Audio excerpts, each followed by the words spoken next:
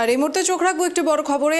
আজ সপ্তম দফা নির্বাচনের শেষ প্রচার, আর শেষ দফা নির্বাচনের আগেই শেষ পদযাত্রা মুখ্যমন্ত্রী মমতা বন্দ্যোপাধ্যায়ের।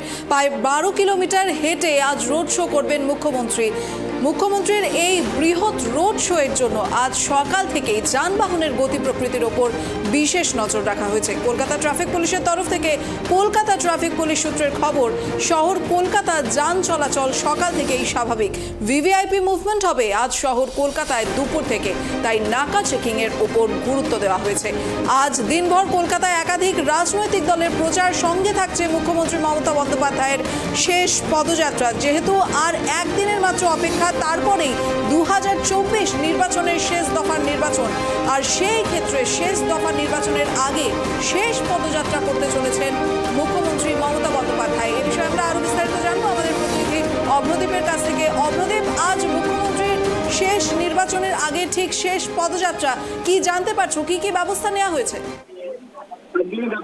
সপ্তম দফার শেষ ভোট প্রচার, 12 কিলোমিটার হেঁটে আজ রোড শো করবেন মুখ্যমন্ত্রী মমতা বন্দ্যোপাধ্যায়। শেষ দফা নির্বাচনের আগে শেষ পদযাত্রা করবেন মুখ্যমন্ত্রী মমতা বন্দ্যোপাধ্যায়। যাদবপুর এইচবি বাস স্ট্যান্ডের কাছে সুকান্ত সেতু থেকে যাদবপুর থানা হয়ে ঢাকুরিয়া, গোলপার্ক, গড়িয়াহাট, বালিগঞ্জ ফাঁড়ি, শরৎ বোস রোড ক্রসিং থেকে হাজরা মোড় হয়ে পদ্মপুকুর রোড, চক্রবেড়িয়া রোড ধরে যদুবাবুর বাজার এবং হরিশ মুখার্জি রোড ধরে আলিপুর গোপালনগরে এই রোড শো শেষ হবে মুখ্যমন্ত্রী মমতা বন্দ্যোপাধ্যায়ের। মুখ্যমন্ত্রীর এই বৃহৎ রোড শো এর জন্য আজ সকাল থেকেই যানবাহনের গতিবিধির ওপর বিশেষ নজর রাখছে কলকাতা ট্রাফিক পুলিশ। এবং কলকাতা ট্রাফিক পুলিশ সূত্রে যেটা জানা যাচ্ছে, শহর কলকাতা জুড়ে যান চলাচল সকাল থেকেই স্বাভাবিক থাকলেও যেহেতু দুপুরের পর থেকে ভিভিআইপি মুভমেন্ট শুরু হবে কলকাতা শহর জুড়ে, তাই নাকা চেকিং এর ওপর গুরুত্ব দেওয়া হচ্ছে। সেই রুট দিয়ে মুখ্যমন্ত্রী মমতা বন্দ্যোপাধ্যায়ের রোড শো হবে, সেই রাস্তাগুলিতে আজ সকাল থেকেই কলকাতা পুলিশের তরফে বিশেষ নজরদারি চালানো হচ্ছে। রোড শো শুরু হওয়ার কথা রয়েছে দুপুর 2টোর সময়। যে রাস্তাগুলি দিয়ে মিছিল যাবে সেগুলি দুপুর 1টার পর থেকে কিন্তু আংশিকভাবে এবং দুপুর 2টোর পর থেকে কিন্তু সম্পূর্ণভাবে বন্ধ করে দেওয়া হবে। এই মিছিল শেষ না হওয়া পর্যন্ত। মিছিলে মুখ্যমন্ত্রী মমতা বন্দ্যোপাধ্যায়ের যে রোড শো, সেই রোড শো এর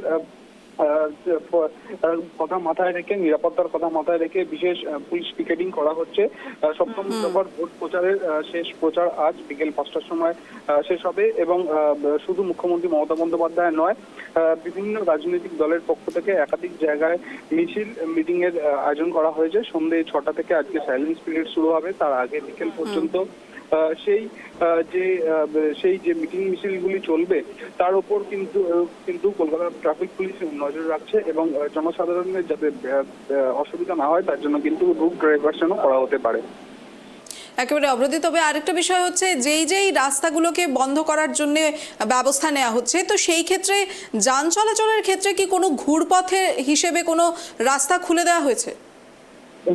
যে রাস্তাগুলি বন্ধ করা হবে তার পরবর্তীকালে সেই যখন বন্ধ করা হবে তখনই কিন্তু রুট ডাইভারশনের মাধ্যমে অন্যান্য রাস্তাগুলি দিয়ে যান চলাচল করা হবে।